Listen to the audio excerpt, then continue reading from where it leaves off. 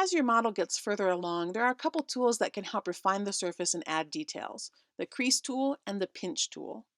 These tools are not absolutely necessary since everything they can do can also be accomplished with the inflate or draw tools.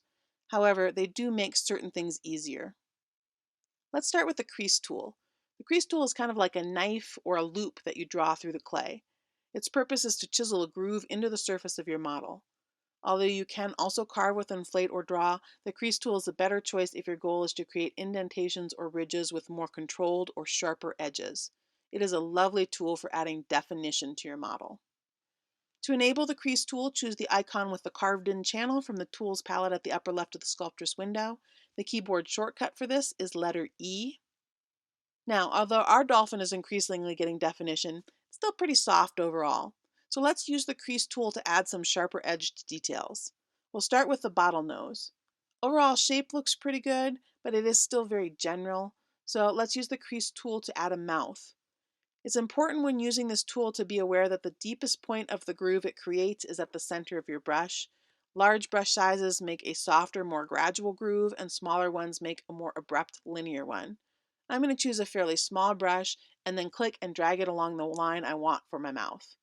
As with most of our other tools, you can adjust the strength of the tool. I'm leaving it in the middle here and it will build up my crease by going over the line. That's just a little bit more careful way to handle it, but you could also turn the strength up as well. Incidentally, you can enable lazy mode with the crease tool to smooth out the path of your cursor if you so desire. I will also use the crease tool to emphasize the ridge over the eye and around the forehead. I don't want this to be as sharp as the indentation for the mouth, so I'm going to bring the size of my brush up a bit and then click and drag the tool around. You can see it's a little more crisp now. The crease tool can also be used on invert mode, which is great for creating little ridges in places.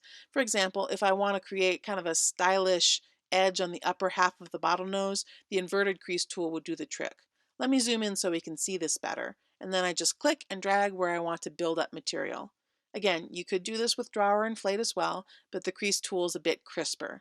It is just great for defining existing forms. Another tool for refining and defining is the pinch tool.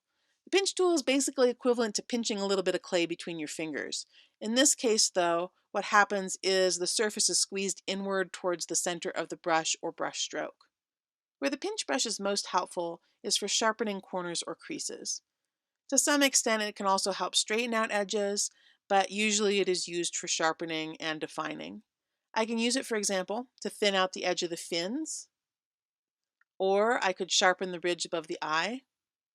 This is not a tool with a huge range of uses, but it can be super helpful for getting those last details just right. If you invert the pinch brush, it will push the digital clay away from the center of the brush or brush stroke, softening the surface. This is most helpful if you use it on an outside corner where it has an effect a bit like the inflate tool but on a subtler scale.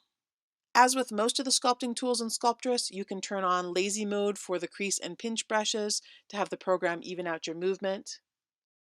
Okay, go ahead and save your progress. You will continue working on this model in the next video.